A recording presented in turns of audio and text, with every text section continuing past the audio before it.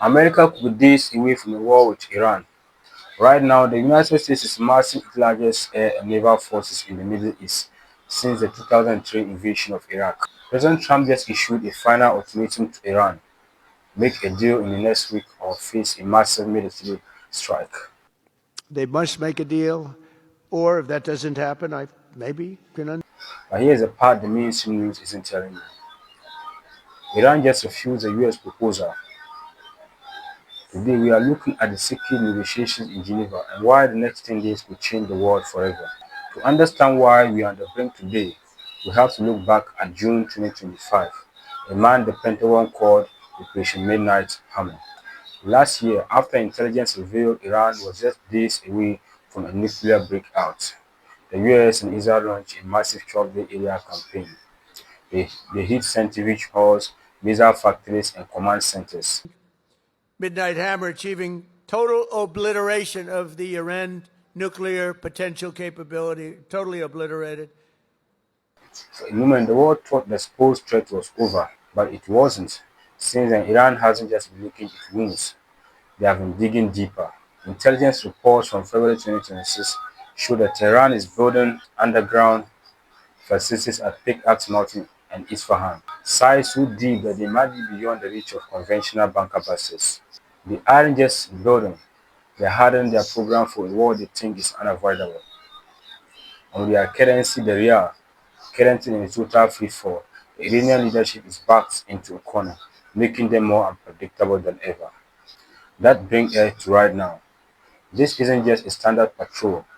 This is the largest concentration of American air power in the Middle East since the 2003 invasion of Iraq.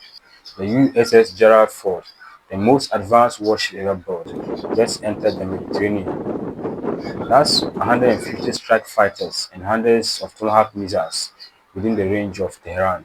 The US just pulled dozens of F-35s and F-22 Raptors from NATO exercises in Norway and sent them directly to the Gulf. Over 170 cargo planes and 85 fuel tankers have landed in the region in the last 14 days. In military terms, this is what we call logistical saturation.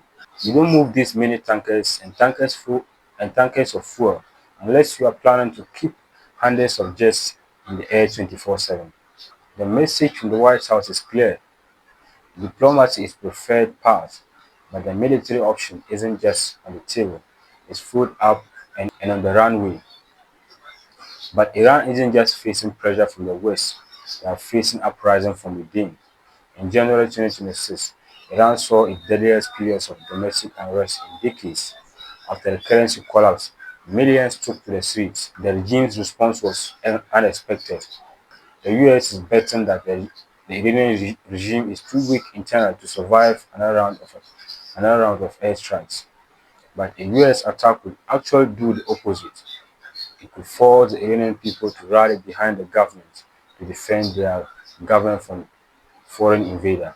It's a gamble with millions of lives and the global economy on the line. And with allies like Russia and China, any strike on Iran could activate military support from their top allies and also their proxies. America could be risking a lot. It could trigger a regional unrest in the Middle East. In Geneva, US and Iranian negotiators are meeting behind closed doors, mediated by Oman. The US demand is about zero enrichment policy. Basically, Iran has to dismantle its centrifuges and ship its nuclear fuel out of the country immediately. In exchange, the US will lift the maximum pressure sanctions that have strangled Iran's economy for years. Iran's leadership views their nuclear program as their only insurance policy against regime change. If they give it up, they feel vulnerable.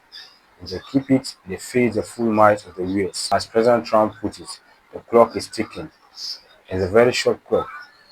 By the end of February, we will either see a historic agreement or the first Tomahawk missiles hitting Tehran. The stakes couldn't be higher. If a strike happens, oil prices could spike to over 180 a barrel overnight. The Strait of Hormuz, the artery for 20% of the world's oil, would likely become a combat zone. We are at a rare moment in history. where a single week could dictate the next decade of global stability. Is this madman theory diplomacy designed to force a deal, or are we truly on the doorstep of a third Gulf war? Do you think Iran will blink and sign the deal, or is conflict now unavoidable? Drop your thoughts in the comments.